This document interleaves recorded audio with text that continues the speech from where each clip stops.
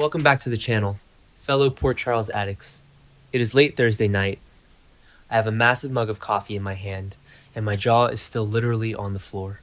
I just finished watching the latest episode of General Hospital, and I am practically vibrating with adrenaline.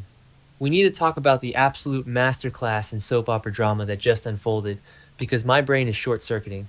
Between a literal ticking time bomb at Windermere, a devastating confession that just shattered a marriage, and a heartbreaking sacrifice that has me sobbing into my keyboard, I am a total emotional wreck. I literally cannot even process everything that just happened in the Windermere sub-basement, so I'm just going to jump right into it. I cannot believe Lisa Obrecht just did that. I mean, we all knew that finding out Cassius lied about Nathan's death was going to push her over the edge, but this is next level, scorched earth, supervillain turned grieving mother madness, and I am entirely here for every single second of it. Kathleen Gaddy is an absolute powerhouse, and she needs to be handed the Emmy right now. Just skip the nominations and give her the trophy. When she looked Cassius in the eye, you could actually see the exact moment her soul completely detached from her body. She has absolutely nothing left to lose, and a Liesl Obrecht with nothing to lose is the most dangerous creature on the entire canvas. Instead of finishing that stupid cold fusion project for Jen Sidwell, she is secretly altering the specifications to turn the prototype into a massive time bomb. Yes, a literal bomb. She is sitting down there in that dreary cell, pretending to comply, while quietly turning Cesar Faison's ultimate legacy into a weapon that will obliterate the entire island. And, the psychology behind this is just so rich. She is trapped between the twisted maternal love she wanted to feel for Cassius, and the agonizing, burning hatred she feels because he cremated Nathan and stole his life. It is the ultimate Greek tragedy playing out right in front of us. And while Jocelyn is desperately trying to figure out a way to escape this underground nightmare, Liesl just drops the facade completely. She confronts Cassius right to his face, admitting that she knows the absolute truth about his identity and that she is more than ready to blow them both to kingdom come. I mean, the tension in that scene, you could cut it with a knife. Cassius was sweating, realizing that he pushed the wrong mother too far.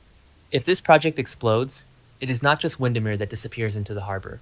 The entire dark legacy of the Faison family, all the twisted secrets, all the pain they have caused Port Charles for decades, will be buried in rubble and ash forever. Am I the only one who is also thinking about the sheer panic this is causing for Sunny and Laura? They have been plotting this elaborate, calculated sting operation to take down Sidwell, trying to do things by the book and avoid crossing deadly lines. And now there is a rogue grieving mother sitting on a homemade nuclear device in the basement of a castle. Sunny and Laura are going to lose their absolute minds when they realize what is happening. They thought they had the board set, but Liesl just flipped the entire table over and set it on fire. I am terrified for Jocelyn, obviously, but a dark part of me wants to see Liesl push that button. Okay, wait, I am getting way ahead of myself because I need to take a deep breath and talk about the absolute wreckage happening over at the Quartermain boathouse. I am sorry, but Michael Corinthos is the absolute worst.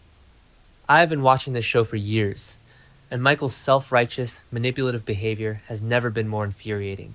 He actually went through with his sleazy trap, arranging for Chase and Willow to run into each other in their bathing suits at the boathouse just to blow up Brooklyn's marriage.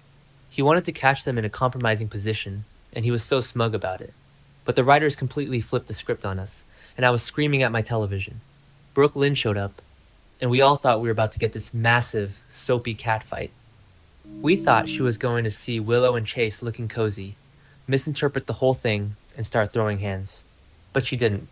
The pressure from Michael's blackmail and the agonizing suspicion radiating from Chase finally broke her. Brooke Lynn Quartermain, the fierce, defensive scrapper from Bensonhurst, just completely crumbled. She collapsed in front of them and confessed the entire truth about the hit-and-run accident. I mean, the look on Chase's face when he realized that the woman he loves, his wife, was the driver who left Isaiah bleeding on the road and then actively covered up the evidence? Josh Swickard played that moment so beautifully. You could see his heart physically breaking behind his eyes. Chase is a Boy Scout. He is a cop down to his very bones. And now he is standing there staring at his sobbing wife, facing the most brutal, soul-crushing choice of his entire life. Does he slap the cuffs on the woman he loves and haul her into the PCPD, or does he betray his badge, his oath, and everything he stands for to protect his family? This is the kind of agonizing moral dilemma that makes General Hospital so incredibly good. It is not just about the secret coming out. It is about the catastrophic fallout. Their marriage is completely destroyed right now. I do not see how Chase can look at her the same way again, knowing she let Curtis take the fall and face felony charges while she hid behind Tracy's money and influence. And speaking of Tracy, oh my god, the wrath of Tracy Quartermain is about to descend upon Michael like a biblical plague. Michael's petty little revenge scheme didn't just expose Brooklyn, it completely ruined the adoption process for baby Phoebe. Tracy is going to make Michael wish he was never born, and honestly, I hope she destroys him. But guys, nothing, and I mean absolutely nothing, could have prepared me for the final act of this episode. I am literally typing this through tears because I cannot handle what they just did to Britt Westbourne. I have loved the Britch since the day she walked into Port Charles. We have watched her evolve from the scheming, manipulative villain into one of the most complex, fiercely loyal, and tragic heroines on daytime television. And watching her go on the run to protect Rocco Falconeri has been so stressful, but this episode just broke me into a million pieces. While they were hiding out, terrified and exhausted, Rocco accidentally discovered that Britt's Huntington's disease symptoms are rapidly getting worse. She has been hiding it, trying to be strong for him, but her body is just failing her. When she collapsed in that dark, creepy, abandoned house, my heart stopped. Kelly Thibault was giving the performance of a lifetime. You could feel her desperation, her fear, and her overwhelming need to keep this kid safe even as she was dying. And Ross Cullum, that absolute monster, is closing in on them. Rocco had to grow up so fast in that moment. He is just a kid, but he had to make a life or death decision. Does he keep dragging a dying Brit through the woods, or does he call Dante for help, knowing that turning on a phone will instantly ping their location to the people hunting them? He made the brave choice.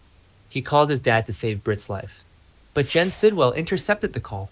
I threw my remote across the room. Sidwell intercepted it, and suddenly this massive, terrifying manhunt is descending right on top of their location. What happened next is going to haunt me for the rest of my life. Britt, knowing that she is slowing Rocco down, knowing that her Huntington's is a death sentence anyway, makes the ultimate sacrifice. In a final, desperate attempt to protect Dante and Lulu's son, she uses herself as human bait. She draws Cullum and Sidwell's operatives away from Rocco, running into the darkness to give him a chance to escape. And the tragic end that followed. I cannot even talk about it without crying again. The show just killed off one of its best characters in the most heartbreaking, heroic way possible. The ripple effects of Britt's sacrifice are going to tear Port Charles apart. Dante is going to be plunged into a pit of absolute despair. He is going to blame himself, he is going to blame Sonny, and he is going to tear the city apart looking for Cullum and Sidwell. And Rocco, that sweet kid, is never going to be the same. His innocence died in that abandoned house. He watched a woman sacrifice her life so he could live, and that is a trauma that is going to define his character for the next decade. I know some people are going to be furious that they ended Britt's story this way, and part of me is angry too because I wanted a miracle cure for her. But creatively, story-wise, it was a beautiful, devastating conclusion to her redemption arc. She started out as a selfish character who only cared about herself, and she died a hero, giving up her life for a child that wasn't even hers. It is pure, tragic soap opera poetry. I am so emotionally exhausted. Between Liesel building a bomb, Brooklyn shattering Chase's world, and Britt making the ultimate sacrifice, General Hospital is firing on all cylinders right now. I don't know how I am going to survive the rest of the week. Are Sonny and Laura going to get to Windermere before Liesel blows it off the map? Is Chase going to arrest Brooklyn? How is Dante going to survive this grief? I need to know what you guys think. Please tell me I am not the only one completely losing my mind over this episode. Drop your thoughts in the comments, because I desperately need to vent with people who understand this pain